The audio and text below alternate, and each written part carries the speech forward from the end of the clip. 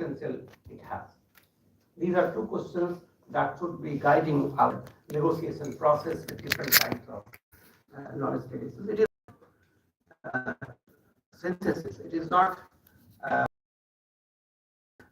finding a middle ground. It is critical debate which lead us to creating new ideas. So we are engaging with civilizations,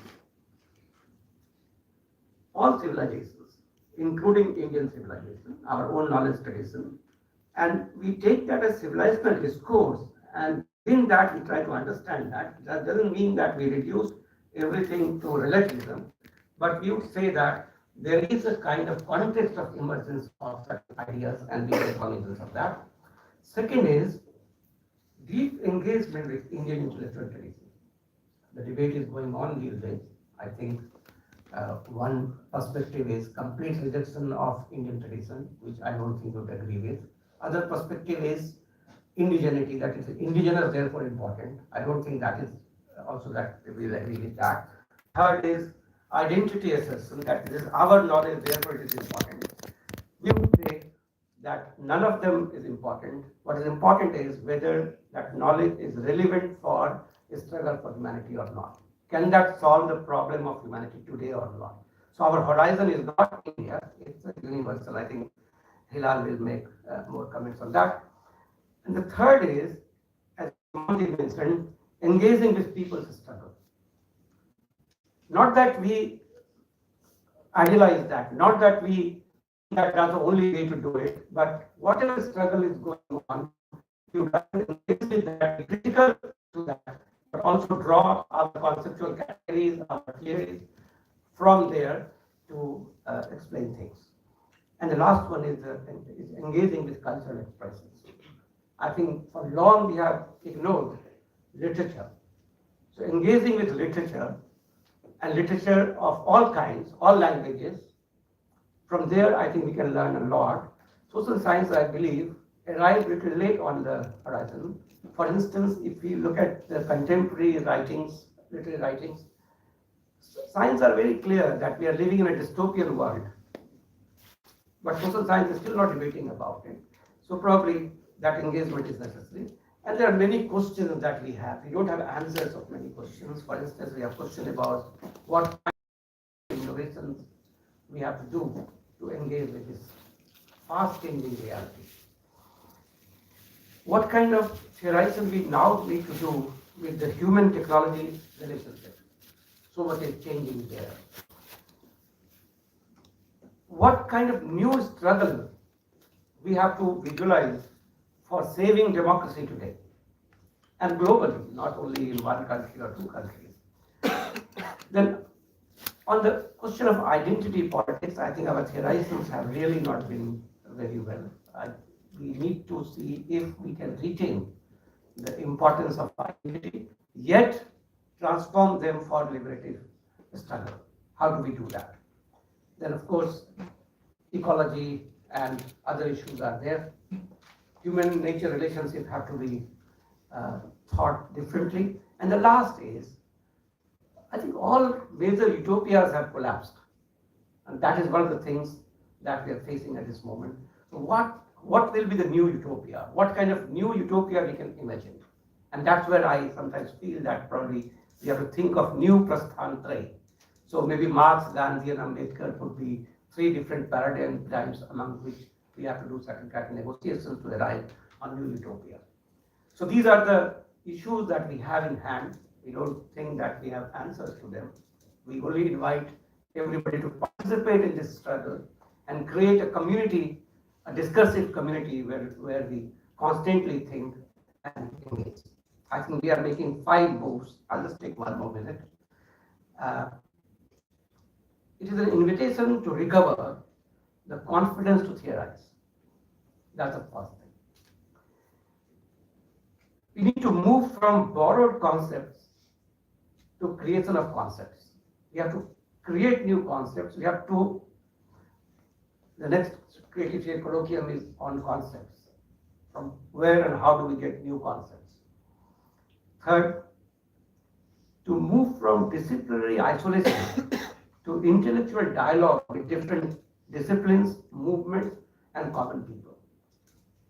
Fourth, to move from critique to creativity. And fifth, to think with India, but never only for India. So these are the 5 moves creative theory, I guess, intends to make from my perspective, but people may have different opinions, and that is the beauty of creative theory. Thank you very much. That maps out now the whole picture. Now, Savita. Manindra talked about literature. Savita is not only a political theorist, but also a poet. And we have a theatre person, a political scientist and a theatre person, Ashish Ghosh, who has been part of this movement for the last 40 years. Savita Singh. Good afternoon, everybody. Thank you, Manindra, for giving a tough outline. So too many things there is to consider. And for this evening, I must not forget to thank Shashank and Monica, because they are the ones who have put this whole thing together. Manindra, I don't disagree with you. It's a big task. But in creative theory, you can take things one by one. So for today, what I'm going to do is to place our theoretical position for everybody to see how difficult it is to do creative theory. It is for no reason that we are disagreeing so much, but in spite of our disagreements, we come together. The next colloquium is going to be our 13th colloquium, in which we have discussed almost every topic under the sun. So we've been working very hard on it. The last colloquium was about Indian political theory, challenges and possibilities. And there was just so overwhelming presence. So many people came to, because everyone is concerned about it. They want to know what is political theory, Indian political theory. There is one. In my view, there is one. And I've been saying this for a long time. Why I say any community that is thinking, writing, debating, they do have a theory. This is a universal which may not be epistemologically pressed for others to also consider, but it is always assumed that under that kind of consensus about discussing, that we all come together. So in that sense, I think we have made it very difficult for ourselves, saying that we don't have a critical theory. We are the ones who are making all the time this claim that we have a strong language of mimicry or replication, that we are under colonial star all the time. I don't think so. That is why we are doing creative theory. It is to deny this overwhelming burden of colonial oppression that we accept very easily. So, what has been the way for us to do political theory, but we have not articulated? Perhaps, Manindra is talking about that. So, I am making this a public forum. I'm making this claim that in India, we have often, even rebuffed by replicated language, we often have had another language in which we have thought. And that language, I say, is interpretive. But in our group of creative theories, we want to even move beyond that, which means that we have to make a shift from hermeneutics to critical creative position. So the moment that we want to achieve in creative theory is the moment of kinesis. And this is what I will talk to now about today, how it happened, because it is our major concern that when we do political theory, it must not only generate objective knowledge, that it must transform us who are doing political theory and those who are affected by it, those who read it. So the transformation, moment of transformation is sort of expected by us, and we want that we should be away from this accusation that India, there's a poverty of political theory in India. I give all respect to people, big people, but I really think that that article itself, when we read it, we were debating, I found it a very poor article.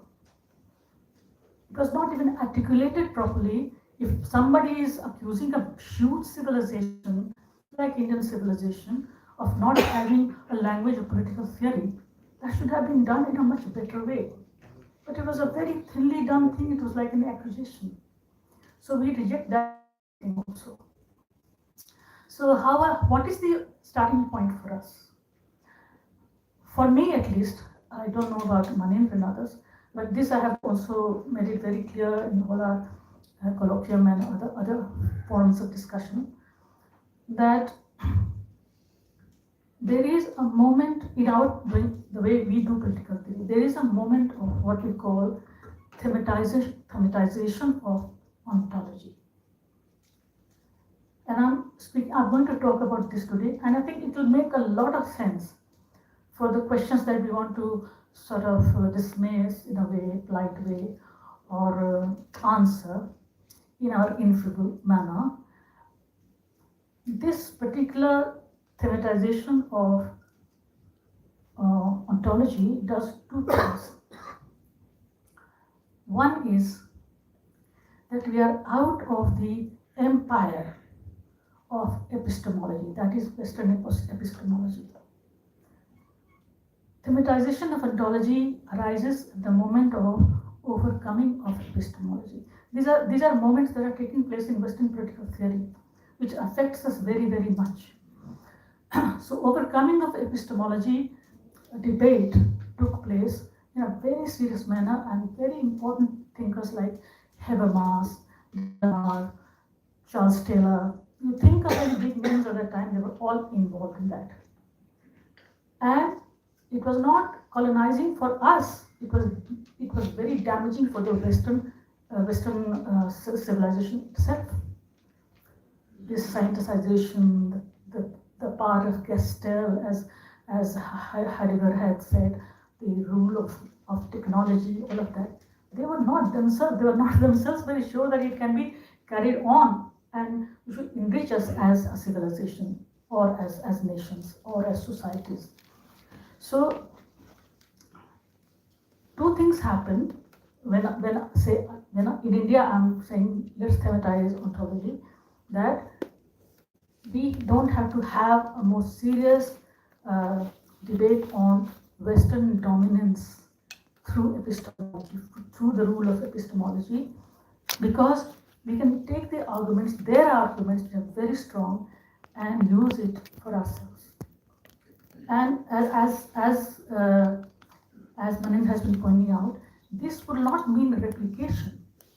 This will only mean using resources, universal resources available, and they will not affect our theorization in the way that it will in fact affect our authenticity. Okay, so this is one thing. Second thing, once we begin to thematize ontology, we get a chance in the world of philosophers and theorists. We get a chance to take our own context seriously. That is to say, meaningfully. It is not the objective factual knowledge that we want to create, though factual knowledge gets created in the way, by the way, while we are doing this kind of serious theorizing. But go back to our resources, go back to our context for the meaningfulness of doing political theory. because meaning is something that is never diminished while we are doing, say, even more scientific theories.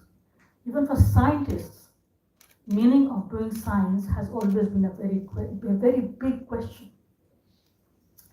And in natural sciences, the debate that took place, I mean, the paradigm shift, Kuhn and Farabend and all those people, what were they fracturing? They're fracturing the rule of that epistemological Hegelian world or human, regulation. Those are the things that they were questioning, because doing science is also a meaningful thing to do. And that will save those who are scientific in their cultural life from scientism. All right? So what it has done for us, what it will do for us, is that thematization of ontology has allowed us to know our interiority, to know where our self is located, to say that our self is not so badly affected by Western gaze. And this allows us to look for creative moments, kindnesses. And so if I don't know how much time, I wanted to read certain things because they're very well articulated. If you all agree, I'll just read that portion where it will become possible for us to see as to what is our modern ontology. Because it is from here that we theorize. And so we are not like away from post-colonialism, we are away from postmodernism, we are away from the earlier decolonial theories and all that. So if you allow me, I will just read 2-3 paragraphs.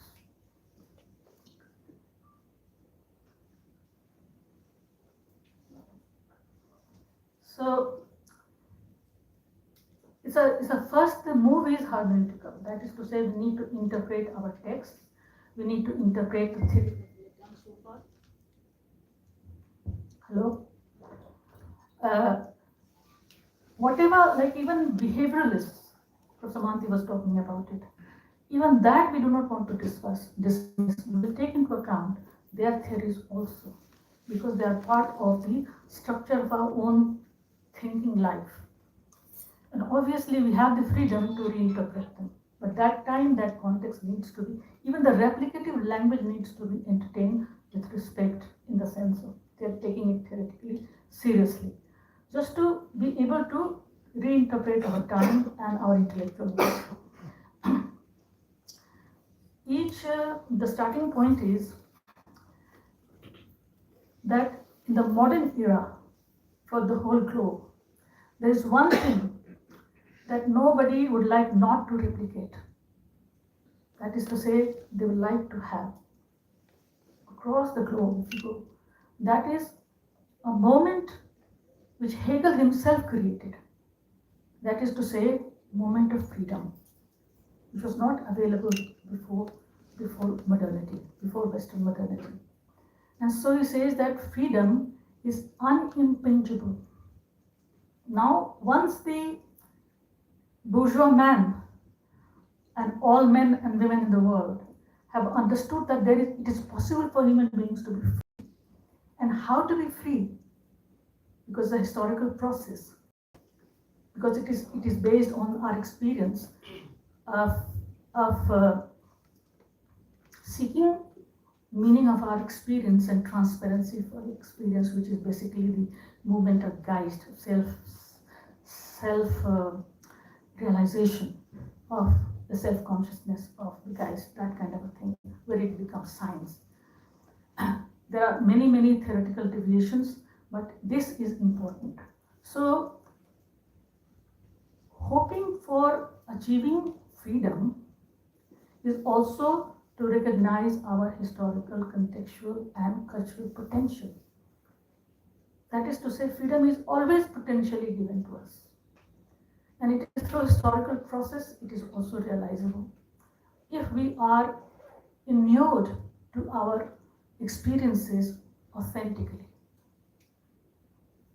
This original moment comes in every culture.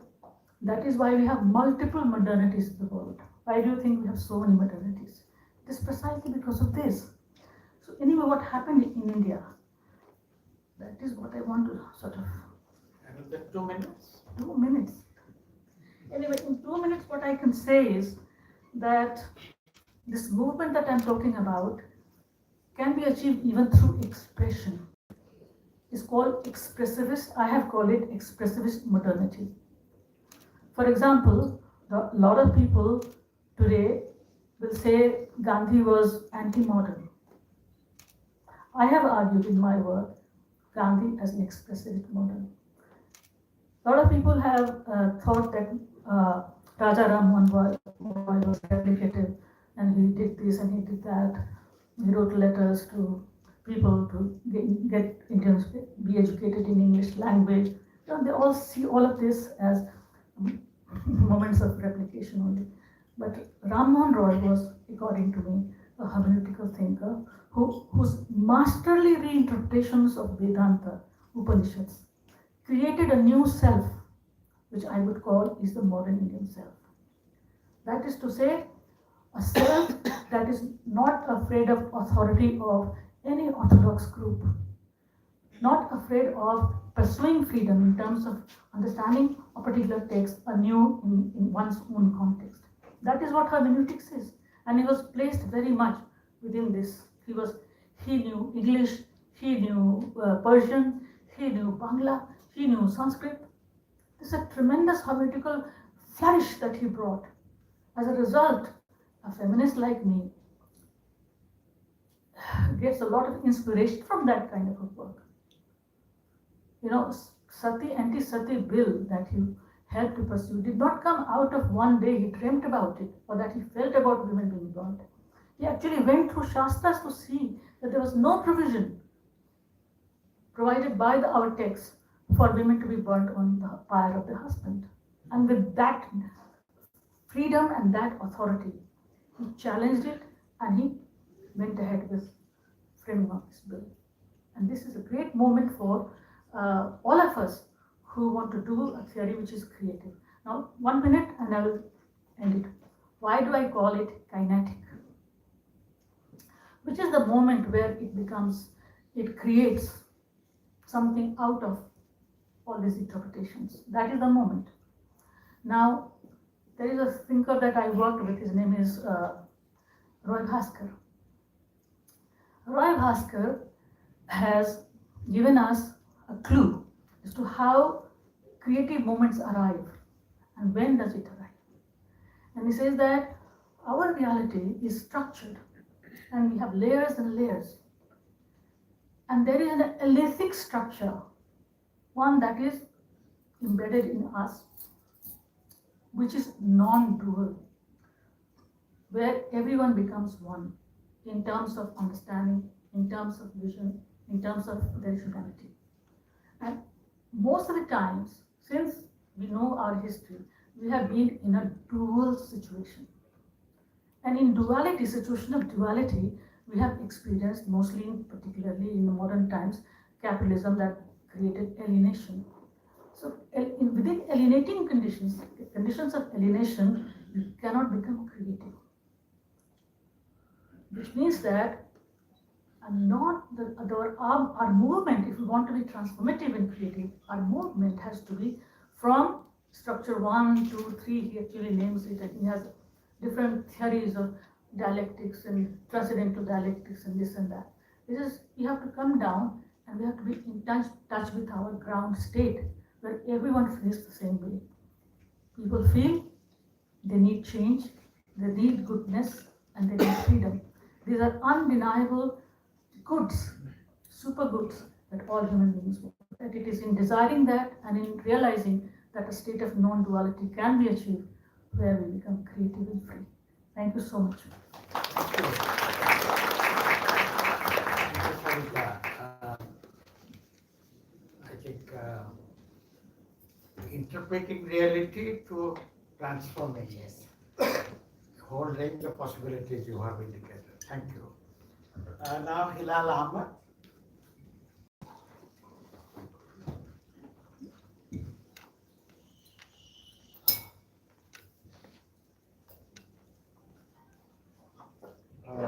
Shashank, thank you.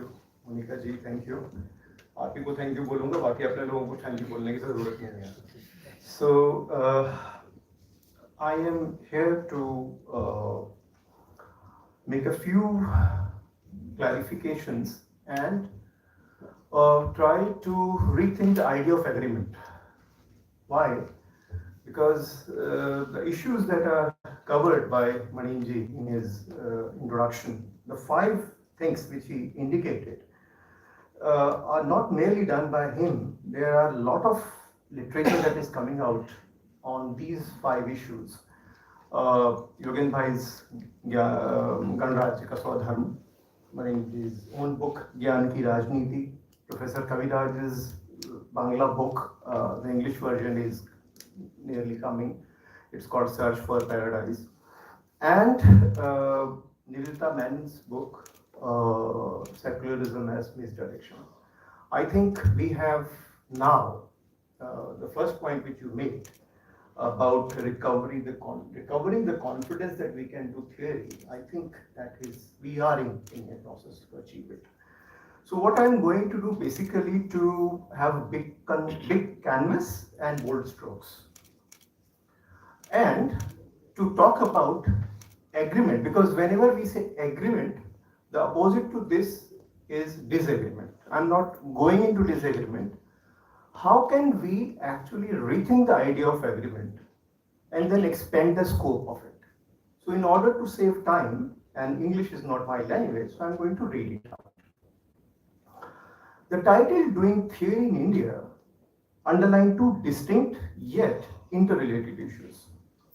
The act of theory, a supposedly sophisticated, intellectually sensitive, and inherently all-inclusive exercise that aims to explain complex phenomenon and to create the possibility to think the unthinkable. So that's what theory comes to us.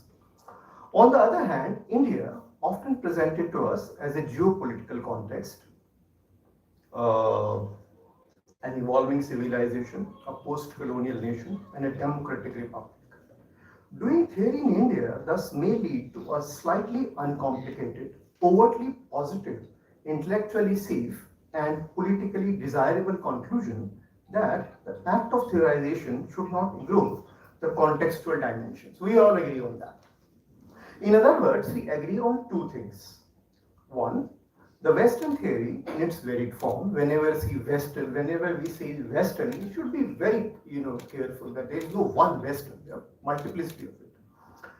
Western theory dominates our intellectual discussion. Therefore, there is a need to underline the limit of Western theory by asserting the fact that Indian realities should not be treated merely as case study to substantiate the universal applicability of Western theory. This is agreement number 1, is based on the premise that theorizing in experiences require a context-specific conceptual apparatus and a culturally sensitive mode of doing theory with it. Now, agreement number 2. It's about what is called decolonization of theory. There is a huge literature on this subject. The central theme is simply this: our ideas are still governed by colonial knowledge framework, hence one must strive for what K.C. Bhattacharya calls Swarajin ideas. While agreeing to this journal observation, I wish to further expand the scope of this discussion by introducing 3 new themes at the end, not now. But before I start, I take a clue from Maninji's presentation.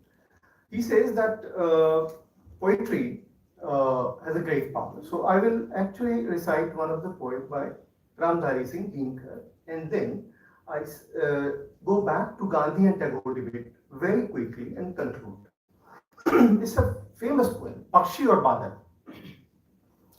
It says, ये भगवान के डाके हैं जो एक महादेश से दूसरे महादेश को जाते हैं. हम तो समझ नहीं पाते, मगर उनकी लाइक चिट्ठियां पेड़, पौधे, पानी और पहाड़ हंसते हैं. हम तो केवल यह आते हैं कि एक देश की धरती दूसरे देश को सुगंध भेजती है और वो सौरभ हवा में तैरती हुई पक्षियों की आंखों पर गिरता है और एक देश का भाव, दिस इज इंपॉर्टेंट, एक देश का भाव दूसरे देश का पानी बनकर गिरता है. Now this last line and the stream from one country falls as water in another, in my view, is very powerful theoretical statement. This line is very important because it implies that stream, a material outcome, does not remain confined to the geographical boundaries. Instead, it travels like cloud and falls water in another context and country. So, and you know, Tagore Gandhi debate. Now I quickly move to Tagore Gandhi debate. There are 3 or 4 parts of the debate, but I'm focusing only on one, that is during the time of non-cooperation movement. So Tagore wrote a long essay, first in Bangla and then in English. And I quote that he says that I feel that true India is an idea, not a mere geographical fact, is an idea. India will be victorious when this idea wins victory. The idea of Pursham, Mahatam, Adityavarnam, Tamash Parasta, the infinite personality whose light reveals itself through the obstruction of darkness. Our fight is against this darkness. Our object is the revealment of the light of this infinite personality in ourselves. Gandhi, interestingly, disagreed on many counts with Tagore, but he agrees on this. And he says, I quote Gandhi, and this is a very famous quote from Gandhi. I want a culture of all the lands to be blown about my house as freely as possible, but I refuse to be blown off my feet by any. This is Gandhi's reply while disagreeing with Tagore's questioning the non-cooperation movement. So this brings us to 3 theses or 3 ideas which I wish like to present. Now the first idea is how to look at India. In my view, and this is something which both Gandhi, I find Gandhi uses the metaphor of sky very creatively. Both Gandhi and Tagore. And in literature, you find that sky is something that is always seen as valuable. Now recently, not recently, I think 3 or 4, 5 years ago, there was a book called Monsoon Islam by Samim. And he makes this argument that Monsoon Islam, meaning that the ideas of Islam travel from the Middle Eastern world to Kerala and to Eastern Asia, and they actually absorb the water coming from these ideas in their various ways. So I like that metaphor, and I suggest that how should we look at India as a site, and I would call it Punya Akash, not Punya Bhumi, because all of these great personalities are not looking down, they are looking up. So it's Punya Akash. Ideas, in my view, travel like moving clouds. They certainly originate in a particular context, respond to a few specific socio-economic and cultural conditions, yet their inner logic push them to move outside. This inner strength provides them a unique philosophical value, a universalism of some kind. This is something what I just underlined. It would be therefore necessary to pay attention to this multifaceted universalism. Doing theory in India would be meaningless if we ignore the dialogical tradition that evolved historically over the centuries and shaped Indian culture or theorization. This theoretical move may be described as a constant search for a Punya Akash. Now, if this is India, in my view, it's Akash, not Bhumi, then what are the sources? I use the term Ekanik. Punya Akash. The second proposal is Ekaik. Again, because the confidence is now coming that we can actually experiment something theoretically. Indian thinking, especially in the realm of modern Indian politics, is based on a strong assertion that India's sociological, religious, linguistic, and cultural diversity is not a weakness. It is, on the contrary, a uniqueness that defines India as a nation. We all agree on that. But there are 2 components in this formulation, and we usually ignore the second one. The first is diversity. We all agree that we are a completely diverse country. But there is another thing, that is outcome of the diversity. There is a lot of discussion on the question of diversity. However, the outcome of diversity, which establishes us as a collectivity, A reality of second order is usually taken for granted. Doing theory in India, I suggest, should be sensitive to this emerging duality that takes away from all forms of parochialism. I call this value anekanik. Now, the final is method. What could be the methodological move to do theory in India? I call it tulnatmakta. India's public life introduces us to some of the most unexplored dynamics of modernity.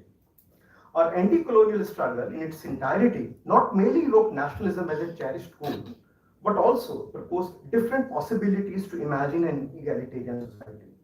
Indian experiments with the idea of democracy have been equally fascinating. These experiences, no doubt, deeply rooted in the Indian context, yet there is a possibility to extend the analytical capacity of this inherently Indian explanation for doing what may be called a comparative theory, or I call it tulnatmakta. So these are the three things which I propose. Thank you very much. Thank you very much.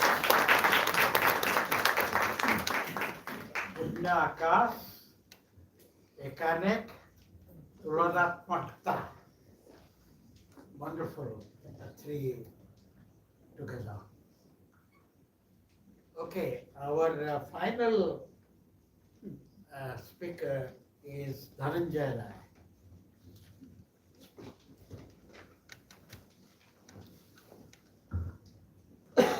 I will follow the tradition of Hilal Bhai to read my paper, but before that I will thank organizers to give me for this opportunity to understand what is political theory and what could be creative theory. Possible conditions of sheer homogenizations and sheer standardization of knowledge system and the production.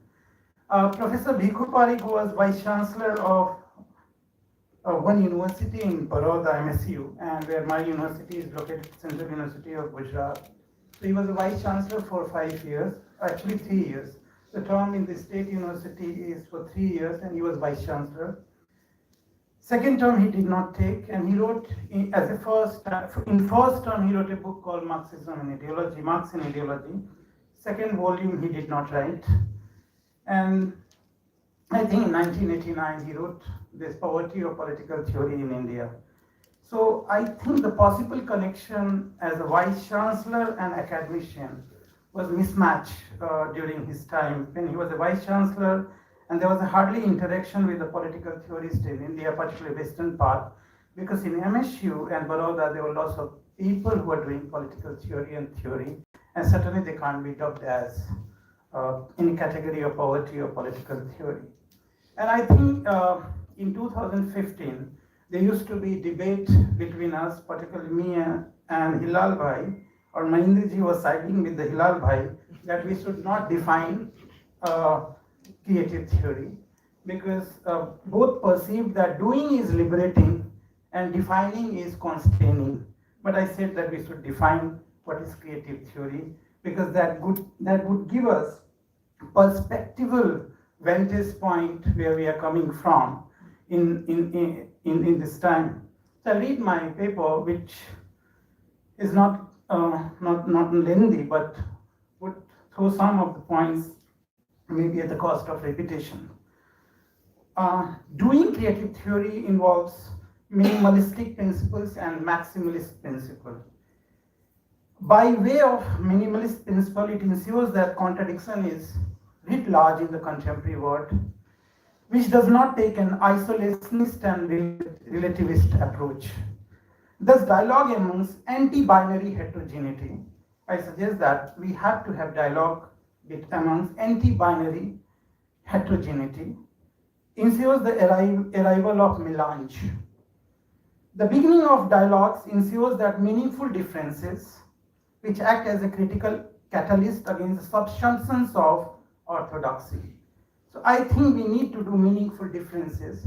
I don't think that we are doing creative theory as a site of one agreement plethora per se, but meaningful differences, because that is what is needed in this time where there is a subsumptions of orthodoxy in every possible sphere of life. So minimalist is this. Since 2014, we are doing minimalist principle. Every year, on 5th and 6th September, you will have Creative Theory Colloquium at India International Center, and this year we will have on 4th and 5th and 6th. What I am trying to understand, maximalist principle of why should we do critical theory, why creative theory is to be done. The entire exercise attempt to explain the creative theory's maximalist approach, and I think that at this juncture, we need transversal imagination. And we do not have transversal imagination, that would not be very apt at this juncture.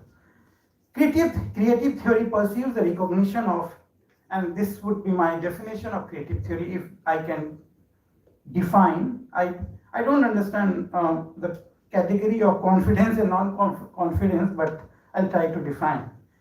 Creative theory pursues the recognition of temporality while emphasizing heterodox readings to reject it as a fait accompli. Temporality is important, it can't be considered as a fait accompli. Through epistemic openness and transformative action. Recognizing the significance of anti-binary knowledge and non-acceptance of reducing structuration to oblivion. So these are some of the components of creative theory. I think creative theory is a collective project. Here, theory is not merely autobiographical. Theory is not autobiography. I don't think so that theory as an autobiography should be considered very important. And this is a counter to Nietzsche's famous position. This is a Nietzsche's position that theory is a autobiography. And according to Nietzsche, I have gradually come to realize what every great philosopher so far has been, a confession of faith on the part of its author, and a type of involuntary and unself-conscious memoir. So theory is unconscious memoir for Nietzsche. I don't think we are doing certainly that. But we are also not doing creative theory, which may go against Quentin Skinner types of theory, where reading history is excessive obsession. Reading author is excessive obsession with the historicity and the linguistic perfectionism. We are also not doing that. And Quentin Skinner is important that you cannot recover the intention of author if you don't have historicity or you don't have language acumena. I think I'll go with this formulation by one scholar, and this is also debated in creative theory, that while doing theory, we need two things, intended meaning and extended meaning. And these are two important for us, that intended meaning is very, very important of any author or reality, but we also need to extended meaning of intended meaning. Both are very, very important in contemporary time, intended meaning and extended meaning. This intended meaning and extended meaning comes from Ezra Lau, and lots of people also doing. For example, Mahindra is doing how to understand context, contextualization, decontextualization, and recontextualization. We need to understand theory in this way. Creative theory is, as a group, offers diverse academic pursuit. As a group, we seek to extend the intended meaning of the creative theory. Professor Mohanty, when he was defining creative theory in one of his books, he says that there are four ways of defining or doing political theory. One is assimilation with mainstream Western social science paradigm. Second is critique of Western theories. Third is search for alternatives to Western theories. And fourth, he defines creative theory. According to Professor Mohanty, creative theory seeks to generate a body of knowledge rooted autonomously in one's own environment. I'll come to these important vantage point or categorization of creative theory with two caveats. One is, I suggest that every act is creative act, that is a misnomer. Every act cannot be considered creative act, or that would be surplus optimism. Every act is not creative act, that would be surplus optimism. A difference is not always creative. A difference or doing things differently is not always creative, otherwise there would be serious problems. Second is, a creative act cannot be theorized as creative theory. All creative acts can't be called creative theory. And there is no rejection of the creative act, whether conscious or subconscious. the concern is much more severe. The sine qua non in the creative theory is desirous change consciously along with epistemological pursuit. I'll focus some of the features and the components of creative theory, or why I'm doing creative theory in some of my writings. One is I consider that in my readings in last 20 years of political theory, first line or second line would be that creative theory is a spatial domain and craft reserved for the specialists. I seriously disagree. Theory is not a spatial domain or craft confined to a particular group or society. Societies, and I also agree that societies cannot be bereft of theorization. No society would be bereft of theorization.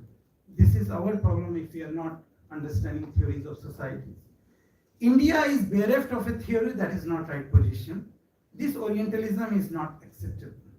Second, since creativity is essentially anti-hierarchical, otherwise it would be reactionism, theory cannot be based on the simple East and West dichotomy. As I understand, every time we do not need to respond, I need to reply to the West or East dichotomy or categorization of the East and the West. That would destroy the creativity. If Western theories would not be on supreme paradigm, so maybe some of the Indian theories may be also not kept on superior paradigms. Unfortunately, the decolonization project has fallen into deep binary jingoism in several years, in last few years. Third, the concrete reality is impregnated with a major dissatisfaction. We need a concrete analysis. Vulgar relativism does not help much. So creative theory is concerned about vulgar relativism. In fact, the urge for philosophical relativism is not ipso facto solution, but at best escapism. Vulgar relativism is the best escapism. Fourth, thinking as a transformation is to be prioritized over thinking as a conjunction. Creative transformation is more encouraged than creative conjunction. Fifth feature of creative theory, I guess, is creativity cannot be reduced to the realm of commodity and consumption. In the new liberal sense, the purpose of creativity is defined in the realm of originality and utility. The end of originality and utility is commodity and commodification. Creativity is linked to the human species, which is a pre-commodity condition.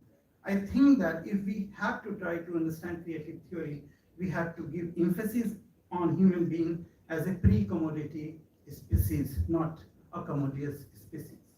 Making creativity commodified strips it of its essence, which is unbridled initiative, immense imagination, and transformative life. Sixth is, the idea of creative theory is to propose transformation and exposing the structural limitations. 7. Since creativity is a quintessential part of human nature, it becomes a conscious effort in the realm of theory.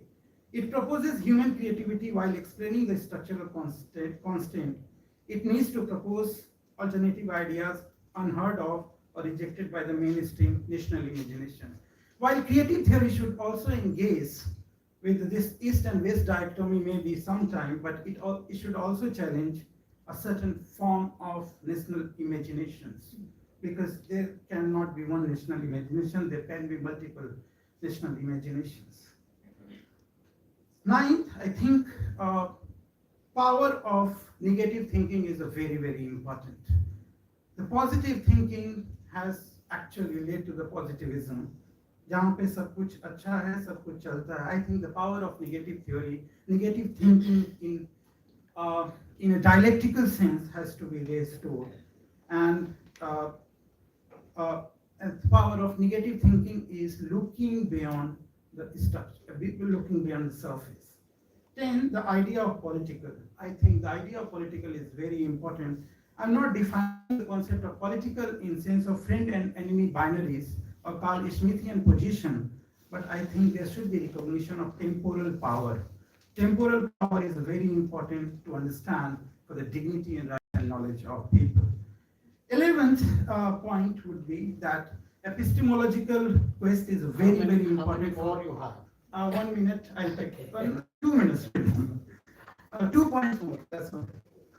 Epistemological quest is very, very important for creative theory. That is beyond empiricization of knowledge or realities. Beyond theological knowledge, study of theology is a very, very important. But theology itself is a knowledge. I have serious problem and reservation. I may be wrong, I don't know. Theology should be subject of study. Theology can't ipso facto become the reference point of knowledge. Third, we need to move beyond neoliberal knowledge. And we know that in India, yesterday there was a report in Indian Express or some newspaper where higher education or 70% higher education is in private domains and the private sector, where neoliberal knowledge of fancy character, political science is reduced to governance, and governance is reduced to some empirical studies. That is a neoliberal knowledge. And fourth point is we also be concerned about teleological position. That end is already defined for us. I think this should be challenged at a different level, that nobody should be in position to define and for everyone. That is the rejection of teleological position. And 12th and final point would be that we need transversal imagination, arrival of a new social, new imagination, which would be very, very important, because as Hilal Bhai used lots of conceptual Hindi terms, I may have one liberty to use. I call it Swanya Swaraj. Swanya is Swa and Anya. There is nothing called erasure of other. And most of the liberal political theory self should be gracious enough to accept other or assimilate other. We have been reading this since last 20 years. I think that has to be changed. Other cannot be assimilated. Other will be there should be actually presence of self and other in Swa in a form, Swa and Anya. There can't be erasure of other by the self, even at any cost. Which we are looking at, we are trying to analyze democracies where other is actually serious. So transversality is very, very, very important, and speaking to myself is also necessary to speak to others. If I'm speaking to myself, it is egotic if I'm not speaking to others. So, but why we are not speaking for others? Creative theory invites attention to social numbness, and we are seriously plagued by social numbness towards each other, and what is called an aesthetic age, where anesthesia has become important. We are not thinking about other as a part of your horizon. So creative theory should demands the arrival of new social, which is based on sensitivity, disruption of one-dimensional imagination, borrowing the term from Marquez. And I think dystopia should be read as not meaningless assertion, but as anxiety for creativity. So we reject many dystopia. I don't think that dystopia should be rejected by many people. There is anxiety for creativity. Conclusion: creative theory offers the engaged reading of temporalities while offering the hope for creative action towards the transformation of the structure. Thank you so much.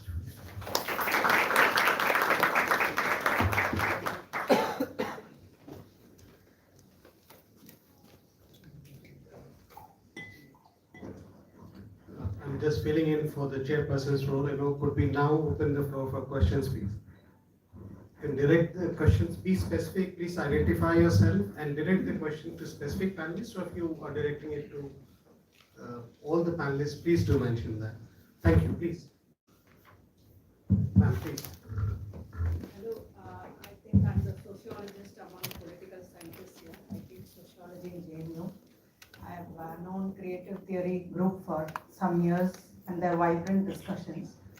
Compared to the angst of theorizing in political theory, we suffer it more.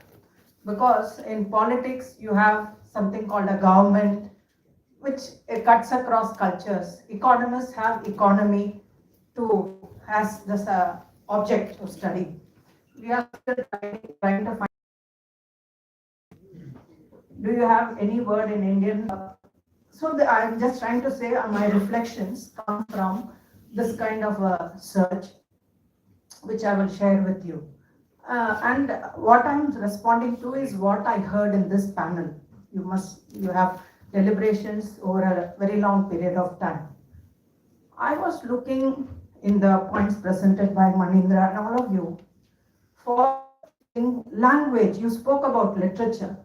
Where is language and the linguistic diversity itself as a way of cognitive articulation in this discussion of creative theory? Like I told you, there's no equivalent for the word society in which Habermas or your Marx or civil society debates. There are similar debates in Tirukural, in Kambaramayana, but they don't use the word. Samuga means something else. Now, why? So when we are talking about theorizing and thinking, is the diversity of language and the language in which are articulated not so fun? Is it not very fundamental? What is the difference between Valmiki Ramayana and Kambaramayana? A.K. Ramanujan has talked about it. So that is my first question. If I had missed it in your presentations, please enlighten me. The second question is, while we are engaging with theory, what does creative theory colloquium mean by theory itself? Because we have philosophizing. I study traditional Indian medicine. There, a distinction is made between tattva, which is philosophy, shastra, which is theory, and vyavahara, which is everyday practice. The first doesn't change in medicine. Theories change, and vyavahara keep changing all the time. So they have a distinction. So what do we mean by theory? Before we answer whether I think in all your articulations, you mean something different and insightful about theory. Maybe one can engage with that. And lastly and finally, I'm sure the title of the panel is Doing Theory, but would you think given the diversity of your expertise, you would like to restrict yourself only to political theory? That itself is a disciplinary division. So theory, social. As it was always said that I'll come back to asking you, Professor Monty, like this. Now the first one is doing creative theory, social theory or political theory. Given where we are, temporality is fine, but a spatial location just doesn't allow us the liberty to not accept that there is a concrete reality of power and inequality. Now, using terms like creative, great, gives us a horizon of optimism, but why shed the burden of critique, which has been that power that has allowed us to live on long after we left the academia. And many of us have made meanings of our life, of our interrogation of structures of power, only because we had the power of critique from whatever we were taught by the syllabi and the curriculum that Professor Monty so lovingly engaged with Professor Ashish Nandi about. So concrete reality, power and inequality retain their centrality. Second that I want to relatedly state is that the power of critique itself is extremely therefore, I think I belong more to the Nandi side of the divide. I'm glad that this divide. The power of critique is extremely important. Now, why is it important?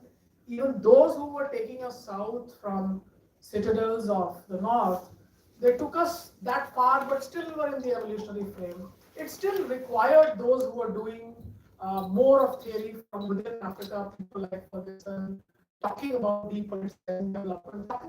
Now, that came about because of critique. So I think we are at best at a moment, if I can say, in terms of theorizing, we have the power of critique on our side for sure. And the second thing is that we have an assemblage of concepts, the critical interrogation of capitalism in its unity of political and economic power wielded in an asymmetric way on the classes that are now the precarious, informal, and living poor. Leave aside any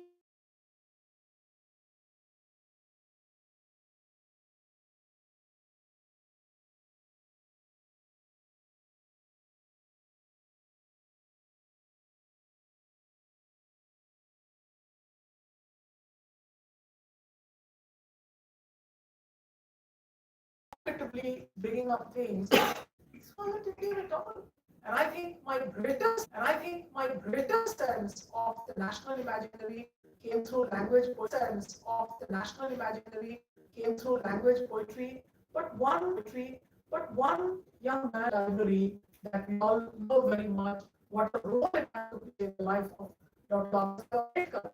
I think the many plural pathways that exist in our and our professions, does that allow us to treat the idea that doing theory in India is different.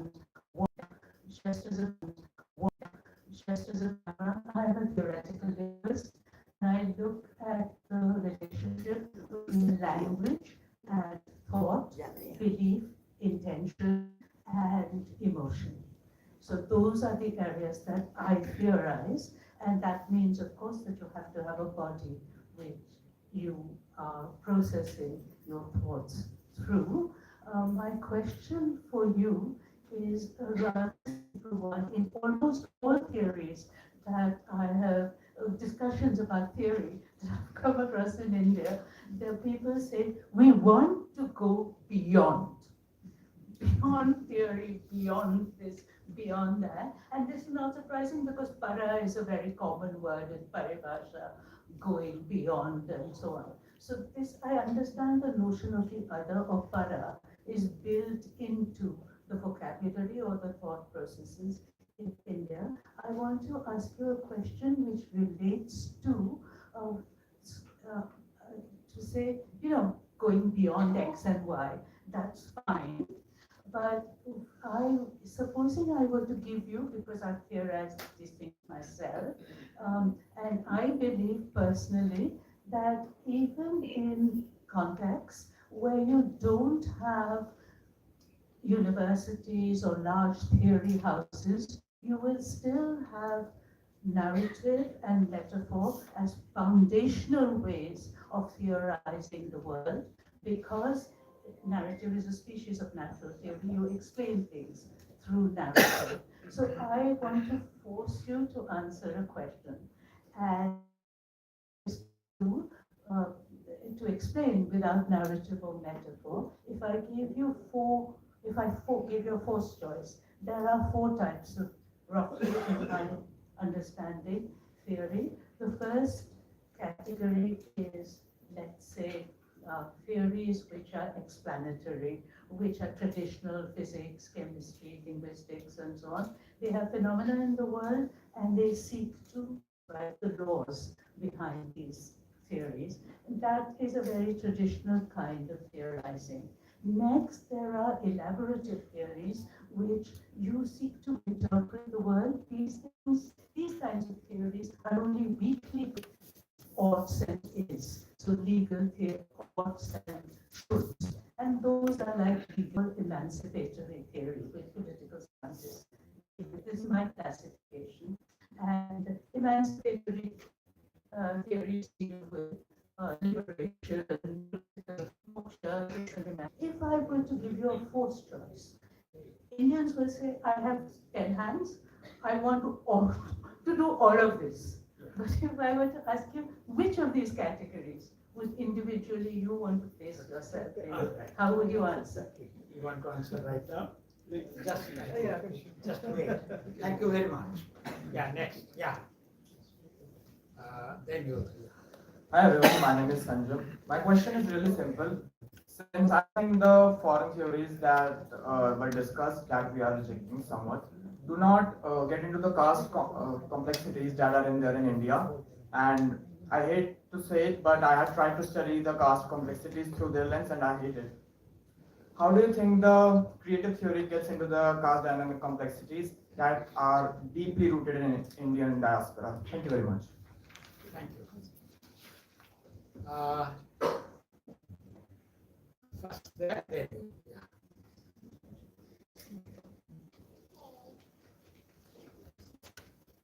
Thank you so much for the lecture.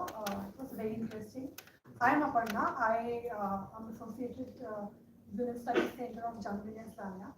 So while I was listening all this and the concept note also that has been shared with us, so I was thinking doing theory in South Asia, especially country like India, I think it is more about understanding theory as situated knowledge. And when we think about considering theory as situated knowledge, I think there is a great challenge of imposter syndrome among scholars who are researching marginalized with marginalized communities or within these communities. So, and it is not only about using theories or citing theories, basically Western theories, but it is more about the language of research, the positivist approach, the methodology, and other conceptual things also. So, political theory in India, and that too is creative. I think there's a great challenge how we can think about not only it is about beyond, and when we are doing and rather thinking in terms of sort of including all these kind of situated knowledge, how we can conceptualize this Indian theory or doing Indian theory in a way so that we can also consider situated knowledge as a knowledge that can also help, like Dalit studies or feminist studies. These studies are basically helping, I think, to build this kind of theoretical conception, as Professor Savita also mentioned, that alienation and other kind of creative theories. But how we can also cite Western thinkers, likewise we can also cite thinkers who are Indian thinkers. And then we can think about writing in a way so that the scholar, if it is not autobiographical knowledge, obviously, if shared critical knowledge could also be a critical standpoint. So do we have a space to think about this imposter syndrome and how we can build a structure, supportive structure, so that we can also think about these marginalized scholars who are coming from marginalized communities. Okay, yeah, thank you. Yeah, next and then I'll come. Good evening. I'm Mallikarjun from IIT. Adding to a lot of questions about creativity and creative theory that people are asking, I would just venture to ask if the panel could give an example of how analysis or what is at stake if we use normal theory and versus creative theory, which would just help us show that we can't do without the creative part of creative theory. The second is that what is the theory of human nature that informs the entire theoretical endeavor? Because this would tell us what is the understanding of freedom that one is pursuing. And thirdly, the point that a theory without teleology, which Professor Dhananjay mentioned, I would venture to ask, like, isn't there also an issue that modernity is sort of has put us in a state of this aimless wandering, and there is a lot of fatigue and paralysis that is born out of it, of not having final causes, in fact. Thank you. Okay, all right. So, my name is Atar Kapoor.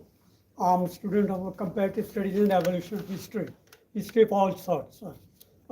मैं हिंदी दोनों बोलना चाहूँगा। सबसे पहले मैं ठाकुर जी से मुखातिब हूँ। उन्होंने borrowed concept की बात की। अगर concept is good for all, good for everything, तो उसको reject करने का कोई सवाल नहीं उठता. We should accept it. दूसरी बात जो आपने बहुत अहम कही वो कही common ethos of humanity. It is very touching to me, sir. The common ethos of humanity कभी भी कंप्लीट नहीं हो सकता. अभी यूनिवर्सल ट्राइबल आदिवासी ethos और common ethos of Adivasi word over को हम कंसीडर नहीं करते, जिसको सारे स्कॉलर्स फिलोसफर सारी यूनिवर्सिटीज कोई भी इसको टेकअप नहीं कर रहा, जिसको it's very subjective, very dear to me. ethos are human ethos are adivasi ethos. We started from adivasi से हमारा शुरुआत हुआ है. यहाँ तक पहुँचे हैं, उनकी हम बात ही नहीं करते। तो दूसरी बात मैं आपसे ये कहना चाहूँगा सर जी, क्या मीडिया के बिना हम चल सकते हैं? मीडिया मासिस को कंट्रोल करता है, और मीडिया को कौन कंट्रोल करता है? हम यहाँ बैठ के क्या कर रहे हैं? जो कुछ भी हम करेंगे मीडिया उसको नलीफाई कर देता है। Media is controlling the minds of the people, right? And who controls the mind? Media. So everything is off, तो दैट इज देयर। दूसरी बात, सविता जी ने एक बात कही, poverty of political theory, how to be free. मैं फ्रीडम का क्या मतलब है? जब जेब में पैसा नहीं है, काहे की फ्रीडम, काहे की थ्योरी, किस बात की? मेरी जेब में, जिनकी जेब में पैसा है वो ठीक है, उनकी फ्रीडम है। I say no freedom is complete without पैसा थ्योरी। पैसा का जब तक जेब में पैसा नहीं है, पैसे की फ्रीडम नहीं है, तो किसी को भी फ्रीडम कंप्लीट नहीं है। लोगों को पैसा दो, उनको फ्रीडम नहीं चाहिए, उनको खाना चाहिए, उनको घूमना चाहिए, उनको ऐश चाहिए, उनको दुनिया में जाना चाहिए, उनको यूनिवर्सिटी जाना है, बिना पैसे के कुछ नहीं मिलता। Thank you. But my last sir, to be, sir, sir ने यहाँ से कहा है कि the recovery, Hilal ji, you don't want to be, blown off my feet, sir, blown off my feet. Gandhi ji ने कहा blown off, I don't want to be blown off my feet. Let the culture go from all sides come to my window and pass through my door. Sir जी, इस global village में, how can you be on your feet? This is wind is blowing for all directions, from all. You cannot be on your feet. This is old concept. Gandhi is great, right? I respect him. But ऐसा नहीं, वो बड़ा आदमी है तो उसने कह दिया था हम उसको एक्सेप्ट करें। हमारे में हिम्मत होनी चाहिए कहने, we can't remain on our feet. We have to be blown up. Thank you.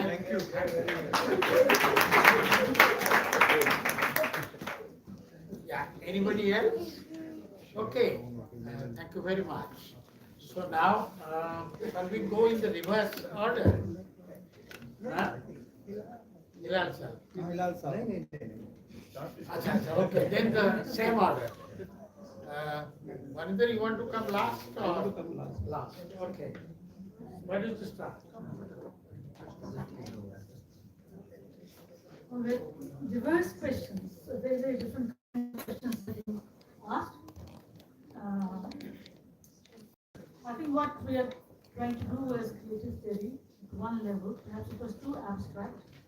I can understand that it's theorizing. No matter how skeptical you get, at the level of theory, this abstract level is what resolves our questions, theoretical questions. So, theory, creative theory that we are doing is a very complex kind of exercise. Somebody asked 4 types of exercises of theory that one does. In creative theory, we accept all these theories. They are all part of our consideration, and I would say that there is a totality to which we are wedded. But how the totalities are theoretically dealt with is also a very important methodological question for us. So I would say that empirical theory is important for us because it is the first layer. It is like multi-layered. Creative theory is multi-layered. In the beginning, I must tell you that we don't want dichotomies because they don't allow us to progress very far. So instead, we accept structured reality which has many layers. So empirical work is important for us. In our group, people do empirical work and we accept their data. It's very important. Also, the analytical level at which you exercise conceptual categories, they are also very important for us. The creative level and there's a static level that is also involved. It is very, very important aspect, layer of our theory. Maninder in the beginning has mentioned that we take literature very seriously, we take literature as our archives. We don't take so much, so we as creative theorists, we want to lean on literature very, very much and less on our social sciences, because for a very long time they have been replicated. And in that sense, they have not generated the kind of knowledge. It is a complex task. And I think, regarding any sense, theoretical practices that are exercised in other disciplines. Sujata was talking about medicine. Sujata, you've been part of creative theory. We have also invited you to speak. You are not excluded. Every time we invite you, and we take it very seriously, whatever you are presenting. So it's all under consideration. What creative theory specifically does is that it wants to go further. It wants to create new ideas. It wants to transform the things that we already know, and we don't devalue what we know, but we want to create more, something very specific that we're doing, that is not very familiar. To even accept and he gave us four options. Four options when we have. Then it will be next to impossible to everyone say.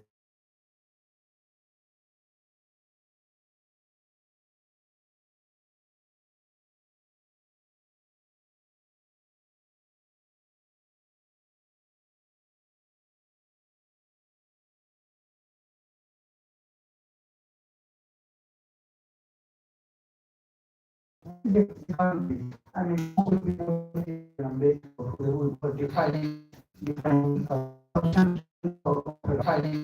defining orthodoxy in contemporary time. So, I mean, as I said, the intended meaning and extended meaning both are very important for us, I think. And collective theory is a collective pursuit in which experiential epistemology, along with the various forms of epistemology or empathetic epistemologies, are going to play very, very important. And I think teleological, I use that, telos have become very important in contemporary time.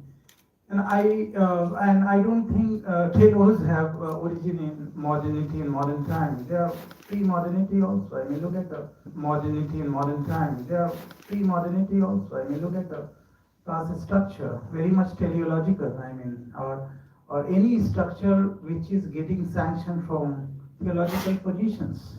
I mean, so I think in that sense that if creativity is not countering teleological or theological subsumptions, that there is a limit to human expression, that is bad in itself.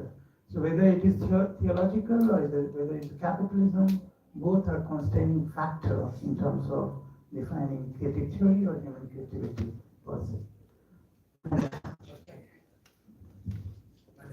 Thank you. I'm not, I would agree with Hilal. I think I really received wonderful questions, and let me try to address them one by one. There are questions. It's not true that there are no questions. Like a discussion of theory and political theory, Sujata. I think we have been debating about this, and in this group probably we do not think that we are political theorists that way. It's creative theory is reflecting on political theory, but we are talking of theory in general. We are talking of theory in terms of understanding our reality, and we think that, as Lavanya said, that all human beings are theory-making beings in a vague, in a very vague term, may not be very defined term, and probably in different linguistic communities, we have done it differently. Like for instance, I give you an example from Mahabharata. Just before the war, Dhritarashtra calls Vidur, and asks him why there is a war. And he says, because you have done injustice. He said, what is justice? Is it something that you don't want for yourself? You should not do it for others. I think it's a very theoretical statement. So maybe all such things are embedded in the narrative. So how do we make sense of ourselves, and how do we think of things what is right, how do we move from tattva to vyavahar? And vyavahar could be different. How do we also move from vyavahar to the tattva? This to and fro movement probably is the theoretical process that we are involved. The other question you talked about is language and category, and that is the struggle. That is where we think, and this CTC we are planning to work on, and actually develop an idea how to deal with this issue. For instance, there is one session on Shama, labor and Mazdoor. These are three different categories, and they have three different meanings. So what meaning, what word should we use, what concept should we use? This is not a simple choice. I'm sure it has to be a very informed choice. So probably this is in India particularly, and that should be why that in India particularly doing theory would mean dealing with this complexity of multiple language, multiple experiences, multiple communities. For instance, tribal communities, multiple languages. They also, my students have worked on Ulav as an epistemic community. How do they make sense of the world? So probably that is the struggle that we have to get involved in, and that is the struggle of doing theory in India. Marisa, I think when we say creative, that doesn't mean that we are creating a boundary between creative and critical. I'm only suggesting that being critical is extremely important. That gives us a ground for thinking something new, going beyond probably our concern all the time, going beyond what is available, creating something new that can give us better understanding of things, both externalism and maybe a perspective, what to do next, where to go from there. Only being critical, this is capitalism. We are critical to capitalism. The question is, what are the alternatives now? No matter how much critique we are giving, finally we are reduced to China fact. There is no alternative, so therefore they are moving with it. Thinker like Gandhi gave a critique and simultaneously gave an alternative. Not alternative to something, but a new model, which could be a more human model, which could be a model that can make the world better. For instance, we are working on several such experiments at the grassroots level. What are the new ways of organizing our relation with nature? People are experimenting with. For instance, there's a Mondrian experiment, which is a wonderful experiment. We are trying to see what could be done there. So critical is definitely there. On the global south thing, I have a question. This idea of global south, no matter how much we assert, it remains contrary to global north. So north is powerful, south is not powerful, therefore we are asserting. I want to get rid of that psychology. This is a psychology that captures, that doesn't allow me to think at the global level. So I would think of a theory that can explain the problems of US or European world also.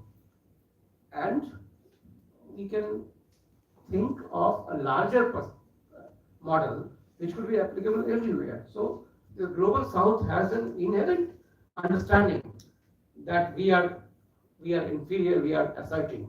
So this is what Hiral calls the victimhood psychology. I want to get rid of that psychology. That limits my thought process. Rukmini, I think this is an excellent categorization. Four ways of doing theory, and a difficult choice. But if you push me very hard that you have to take one of them, then I will take the last one. You will take the Last one, emancipatory theory. The purpose of our theory is to work out a model, how do we. Once you do that, once you make that choice, you realize the limitation of taking a position. I think at all, in that way. Right, we will discuss. I think please do come for our colloquium. In the first session itself, we will have very interesting debate. Gopal, Guru, and Peter have agreed, and I have read your book, an excellent collection of those concepts from Indian tradition. Right, so I think that would be really interesting if you also come and participate in that discussion. So I would say that creative theory is about struggle, the struggle for a better world. And therefore, the last point I made was that we have to struggle for a new utopia, so that people get energy. But 2 more minutes. Two more. 8 o'clock already, but. Can you give me 2 more minutes? I think that what is human nature?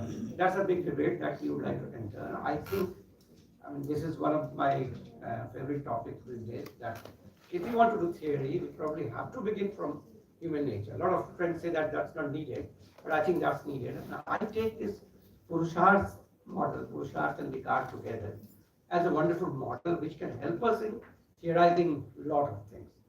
So that would be my answer to you. And borrowed concept, I don't think borrowing any concept has a problem, but when we are borrowing, we have to really know, well, why are we borrowing? So as I said, all resources produced by every human being is a collective resource of humanity. From there, we have to extract things for ourselves, for our struggle, for the next 100 years. How do we think about our world? That's the goal of our theory. Thank you very much. Thank you. Rukmini, just wanted to just get in, like, the choice that Mani made, the last one. I think without the other theories, one cannot even reach there. That's the problem. Yeah, that's important. But you force him to make a choice. Yeah. Forcible choice. All right, I will take the statement of dissatisfaction as my starting point, dissatisfaction with the format. Seminar means, like in a church or in a sermon, speakers speak, then there are a few minutes for discussion or questions or comments. And then we really are left with so many more questions. Therefore, I think that's the beginning of creative. I will just take up one question and conclude. Normal theory and creative theory. I think that was a very, very challenging question.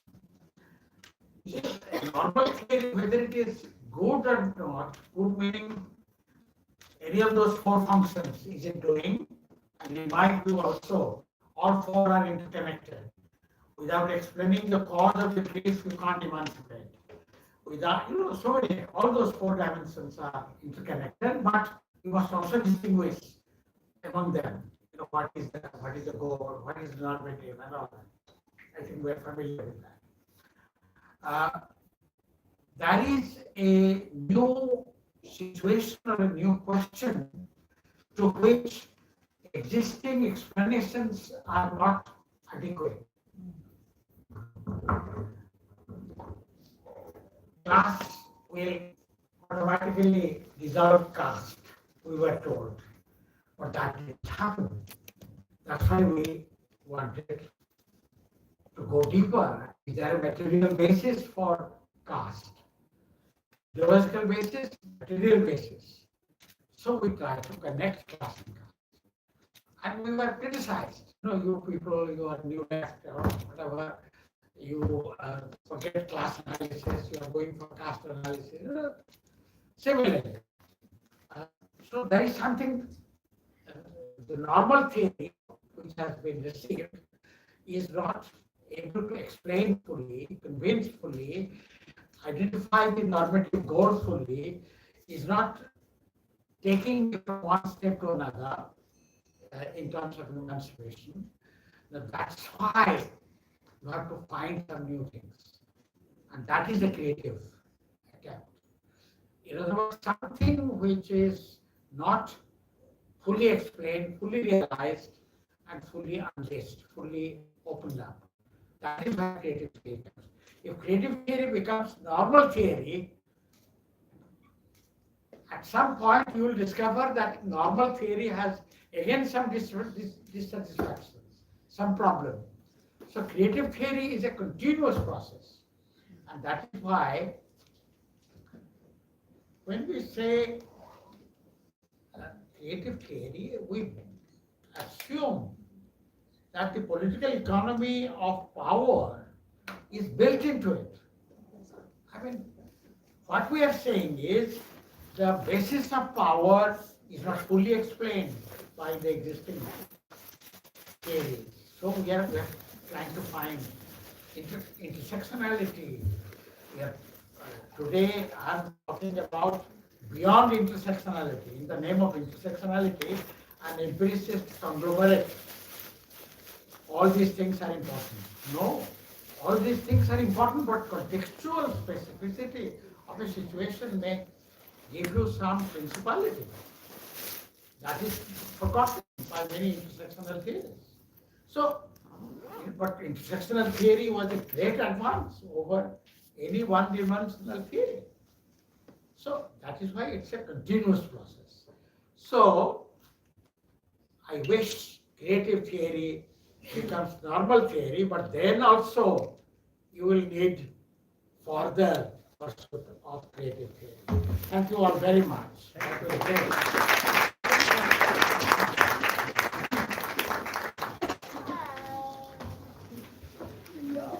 Good evening, everybody. On behalf of At the Rate of Crossroads, I would like to thank the chair, Professor Manoranjan Mohanty, Dr. Maninder Thakur for his inaugural remarks, and all the panelists, Professor Savita Singh, Professor Gilal, and Dr. Dhananjay Rai for such a thought-provoking and